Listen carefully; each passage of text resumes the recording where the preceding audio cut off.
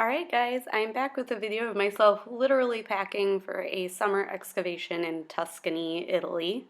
I keep a bin under my bed with all of my archaeology clothes, also known as hiking clothes, and I also throw in like t-shirts and pants as they get worn out throughout the year, and I bring them on a dig and then I throw them out at the end of the season. So I've got my 2 pairs of hiking pants and a sun shirt, as well as a pair of old jeans that I like to dig in. I've also got some moisture wicking hiking socks, some old tank tops, and t-shirts. I also like to buy a package of men's undershirts. It's a really cheap kind, and I throw them out at the end of the season because they're disgusting. I also have 3 bandanas, my cut-proof gloves, my Tilly hat, root clippers, my trowel, a travel plate, travel silverware, an old pair of tennis shoes, and my hiking boots. I prefer to dig in my boots. I buy most of my toiletries once I am in Italy because, it's not a third world country. You can get everything there. But for specific items, there are things in the US that I prefer. So the Dry Touch sunscreen, some intense bug spray. I like to bring my US products. I also have my preferred brand of contact solution, and of course, my contacts. I bring as many as I need for the time I'm there, plus a lot of extra should anything happen. I also come with a bunch of Band-Aids and Neosporin, a blister block. You can always buy these things there, but it's good to have some on hand for the first couple of days in case you can't get to a store. I also am bringing my prescriptions. So I have my birth control, my thyroid medication, Zyrtec, and Lactaid. These are all things that I might not necessarily be able to get in Italy or cannot find the correct brand.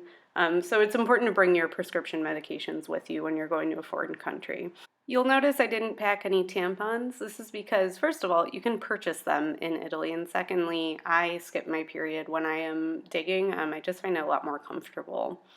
I've also packed a handful of books, mostly academic ones, but I also have Rick Steves' Italy, which, if you're going to Italy, this is by far the best guide. I always pack an empty duffel bag in my checked bag for weekend trips, but also I don't bring a carry-on, so if I buy anything while I'm traveling, I have something to bring it home in.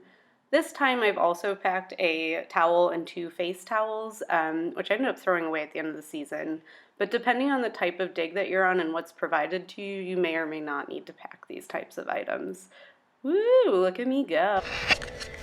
Okay, so my battery ran out, so took the opportunity to take all pictures of my clothes, and now we'll start them so you can watch. Woo! So exciting. So this is the first time I used my GoPro, if you couldn't tell. But let's get into things I packed for not digging in. First and foremost, I've got my PJs. But I've also packed quite a lot of things that I can wear on weekends as well as in the evenings. After showering, you don't necessarily want to get back into dig clothes.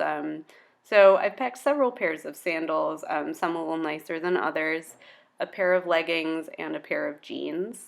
I've also packed a pair of denim shorts and some running shorts. When you're packing, it's important to keep in mind the culture of the country or location that you're digging in. It may not be appropriate to wear certain items of clothing, such as shorts.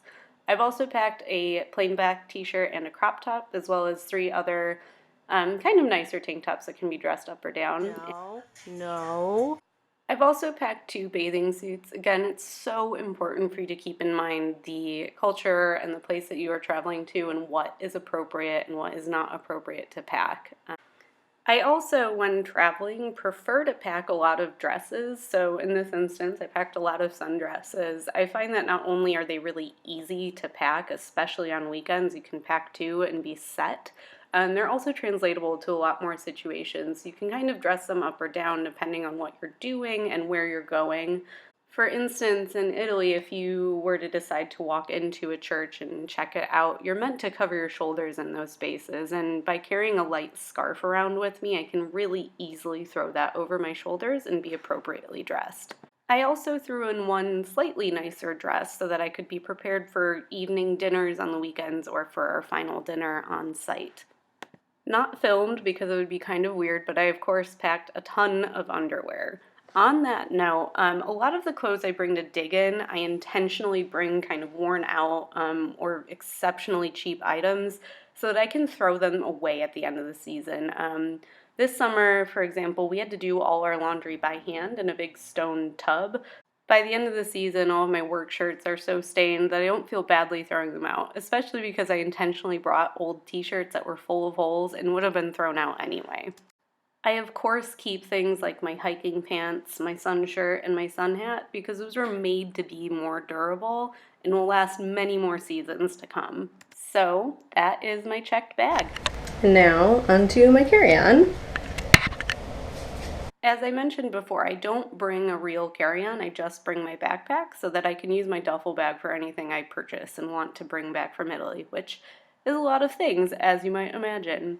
So, in my backpack, I keep a binder full of site information. A couple of the academic books didn't fit in my checked baggage. A book I was reading for pleasure, a pencil case, a journal that I keep my kind of travel memoirs in.